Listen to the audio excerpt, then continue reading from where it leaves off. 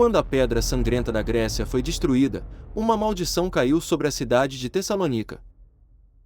Imagine uma cidade antiga, suas ruas repletas de história, seus cidadãos vivendo sob a proteção de um objeto misterioso e poderoso.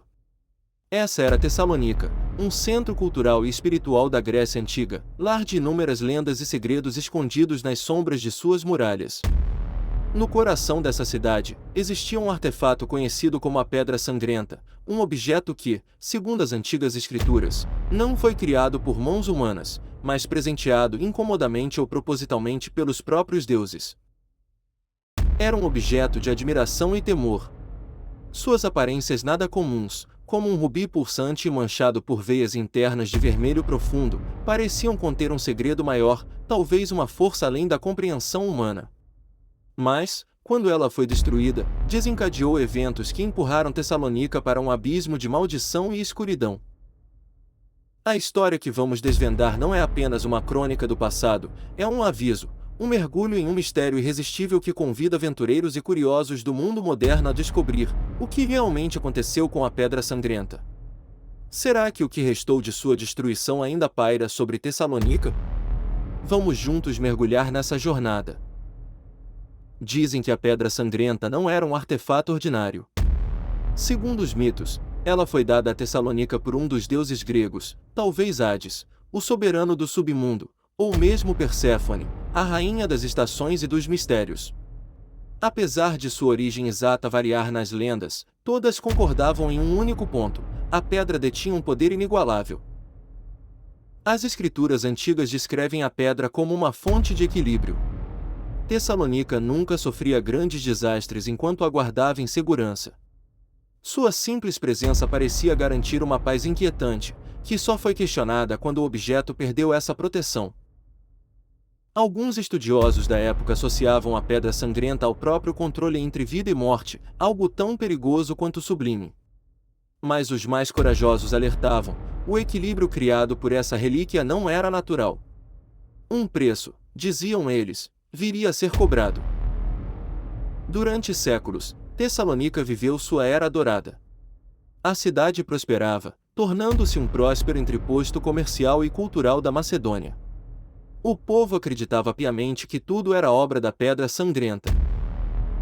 As ruas de Tessalônica fervilhavam de vida, com mercadores, artistas e filósofos desfilando sob um céu abençoado, aparentemente invulneráveis às intempéries que afligiam outras cidades da época. Nada parecia abalar aquele paraíso terrestre.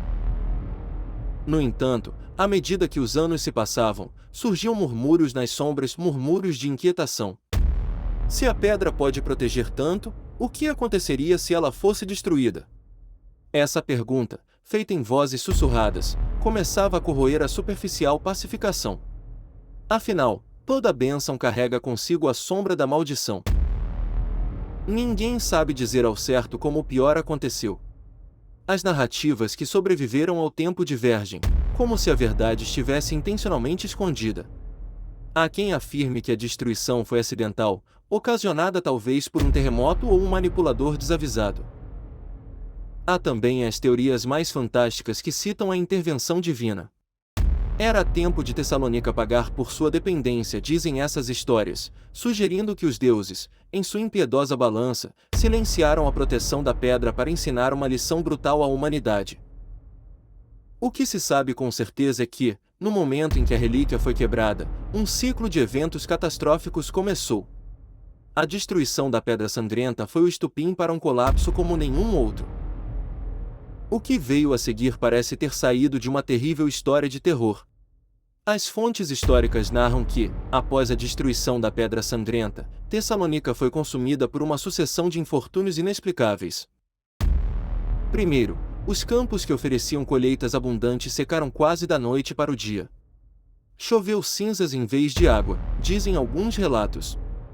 Depois disso, doenças misteriosas começaram a se espalhar. As pessoas caíam mortas em suas casas, e aqueles que sobreviviam relatavam visões de espectros vagando pela cidade ao cair da noite.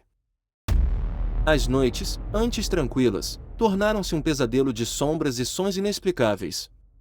Símbolos desconhecidos começaram a surgir nas paredes das construções, como se algo inumano quisesse se manifestar.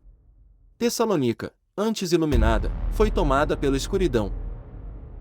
Impotentes diante de tanto caos, os habitantes de Tessalônica começaram a recorrer a medidas extremas.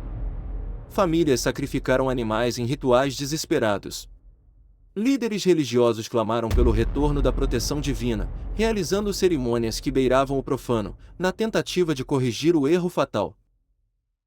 As ruas, antes movimentadas, tornaram-se armadilhas de perigo e loucura. Existiam relatos de pessoas que perdiam o juízo ao olhar diretamente para uma das aparentadas assombrações. Crianças começaram a desaparecer, e seus nomes eram sussurrados apenas com temor. Não era mais uma maldição individual. Tessalônica como um todo parecia ser devorada por forças que ninguém podia nomear. Muitos séculos se passaram, mas a história da Pedra Sangrenta continua a intrigar historiadores e aventureiros. Antigas escrituras e pergaminhos documentam esses eventos, oferecendo pistas, ainda que fragmentadas, sobre o que realmente ocorreu naquele infeliz período. Exploradores modernos tentaram rastrear alguns dos símbolos misteriosos descritos nas histórias, muitos deles persistindo nos muros mais antigos da cidade, embora desgastados pelo tempo. Artefatos ligados à relíquia foram encontrados em sítios arqueológicos próximos, contendo inscrições que ainda não foram completamente decifradas. Por outro lado, céticos argumentam que tais fenômenos podem ter sido exageros ou tentativas de explicar desastres naturais e caos político da época utilizando mitos. No entanto, várias coincidências inquietantes levam os mais atentos a ponderar: será que há algo mais do que apenas lendas em jogo aqui? Algumas teorias insistem que o destino de Tessalônica foi selado por arrogância humana. A destruição da pedra pode ter sido apenas mais um exemplo da ganância e curiosidade que costuma ultrapassar limites perigosos. Outras teorias atribuem a culpa unicamente aos deuses, uma punição advinda do uso demasiado da pedra sem oferecer suficiente respeito à sua verdadeira origem. Mas a hipótese mais perturbadora é a que sugere que Tessalônica foi apenas uma peça em um jogo maior, sendo as pessoas meros peões de forças sobrenaturais que jamais compreenderemos totalmente. Dentre as teorias mais modernas, algumas tentam encontrar explicações científicas. Colapsos ecológicos, erupções vulcânicas ou doenças de origem natural poderiam ter sido confundidos com elementos sobrenaturais. No entanto, as coincidências e o simbolismo poderoso parecem desafiar tais noções. Hoje, Tessalônica resplandece como uma cidade moderna, mas os ecos de sua história antiga ainda ressoam em suas ruas e vielas mais antigas. Alguns moradores alegam que certas áreas são evitadas por superstição. Rituais antigos ainda têm presença simbólica na cultura local, e toda vez que uma escavação arqueológica traz algo novo à tona, rumores sobre a Pedra Sangrenta e sua maldição inevitavelmente emergem. No entanto, existem aqueles que acreditam que a maldição da pedra jamais foi quebrada, mas apenas adormecida. E se parte de seu poder ou fúria estivesse à espreita, aguardando o momento certo para ressurgir? A lenda da Pedra Sangrenta é, acima de tudo, um lembrete de que algumas forças são maiores do que podemos controlar. Representa as consequências de ultrapassar nossos limites e perguntar o que devemos deixar sem resposta. Se há algo que sabemos com certeza, é que Tessalônica nunca mais foi a mesma. E para os aventureiros que se sentem atraídos por esses mistérios inexplorados, quem sabe, o próximo capítulo dessa história ainda esteja esperando para ser descoberto em um canto sombrio e esquecido da cidade. E você, ousaria investigar?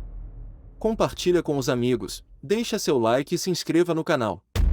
Reproduzindo VP agradece. Obrigado.